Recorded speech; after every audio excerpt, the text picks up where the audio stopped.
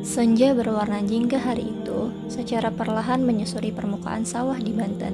Seharusnya waktu sore seperti ini memberikan ketenangan, ditambah iringan tawa anak-anak yang bermain di tepi sawah.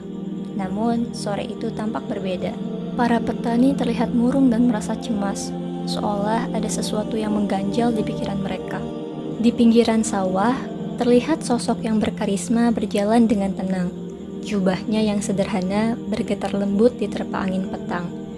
Beliau adalah Kiai Haji Tubagus Ismail, seorang ulama berdarah bangsawan. Di perjalanan, ia mendapatkan keluhan dari para petani, bukan karena hasil panen yang gagal, tapi karena beban pajak yang berat dan perlakuan tidak baik dari para pejabat kolonial. Hasil panen alus Kiai, tapi ada wae kolonial Belanda iku. Pajak mencekik, harga panen dijual murah. Kerja Rodi makin abot, pusing Kiai. Awalnya, sang Kiai berusaha menenangkan mereka melalui nasihat dan doa, berharap dapat menemukan solusi yang damai. Namun, seiring waktu, ia menyadari bahwa kata-kata tidaklah cukup karena ketidakadilan perlu ditegakkan. Malam pun tiba. Cahaya rembulan menembus daun-daun pohon johar di halaman masjid Kampung Gulacir. Percikan cahaya dari bulan menyinari wajah tenang Kiai Haji Tubagus Ismail dan para santri yang tengah berzikir.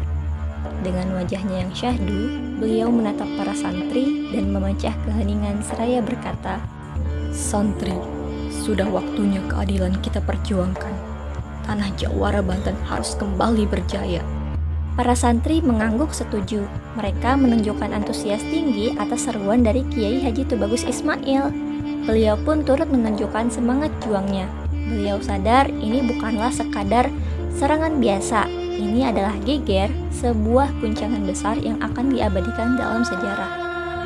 Keesokan harinya, Kiai Haji Tubagus Ismail duduk bersama tokoh agama lain, seperti Kiai Haji Washid, Haji Usman, Haji Marjuki, dan ulama lainnya.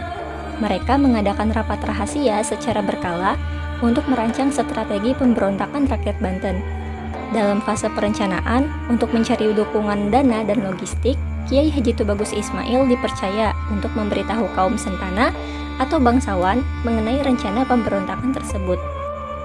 Pada dini hari, tanggal 9 Juli tahun 1888, suara takbir memenuhi udara di Cilegon. Para santri, petani, dan rakyat lainnya tengah sibuk menyiapkan segala persiapan senjata seadanya. Dari mulai golok hingga bambu runcing disiapkan dengan penuh harap. Tak lupa, ada roti gulacir yang ditambah sebagai bekal selama pemberontakan. Semangat membara di mata mereka. Bersama Kiai Haji Washid dan para tokoh ulama lainnya, Kiai Haji Tubagus Ismail memimpin serangan dengan tongkat kesayangannya, seraya bertakbir, "Allahu Akbar, Allahu Akbar."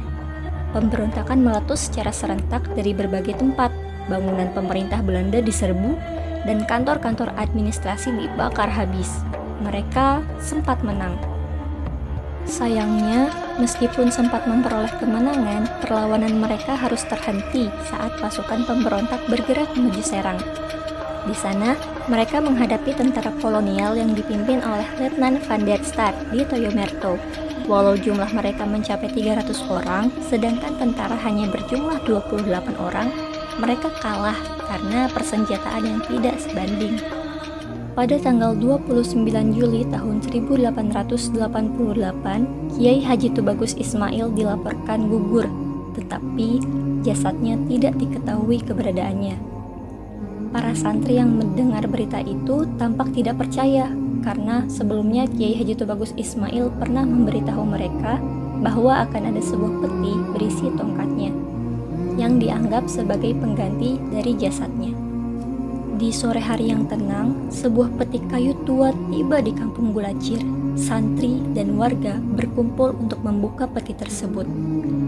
Namun, di dalamnya tidak ditemukan jasad, hanya sebuah tongkat kayu yang dibalut kain kafan berwarna putih tulang, dan itu adalah tongkat milik Kiai Haji Tubagus Ismail. Tidak ada yang tahu dengan pasti apakah jasadnya dimakamkan di tempat asing atau dihilangkan begitu saja oleh kolonial Belanda. Namun, para santri dan masyarakat percaya yang berasal dari tanah suatu saat akan kembali ke tanah. Sementara itu, jiwa-jiwa yang telah memimpin jihad karena cinta dan iman akan terus hidup dalam setiap detak masjid, setiap zikir sore, setiap senja yang turun di kampung Gulacir.